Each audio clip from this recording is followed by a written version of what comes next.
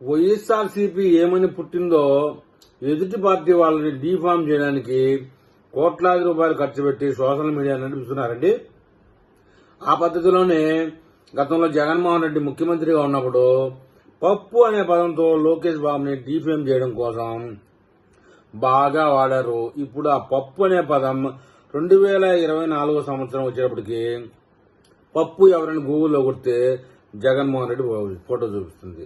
విషయం ఏంటంటే ఆంధ్రప్రదేశ్ పాలిటిక్స్ లో పప్పు అని ముందు నారా లోకేష్ క్రియేట్ చేశారు వైఎస్ఆర్సీపీ అనేవారు.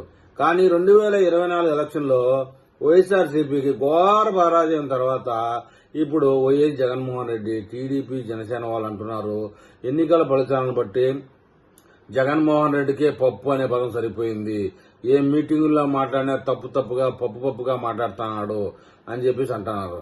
గతంలో నారా లోకేష్ ని డీఫేమ్ చేసినటువంటి జగన్మోహన్ రెడ్డి ప్రభుత్వం ఈ రోజు ఎదురు తిరిగి ఆ యొక్క పప్పు అనే పదం జగన్మోహన్ రెడ్డికి తగిలిందనడంలో ఎలాంటి అవాంఛనీయం లేదండి.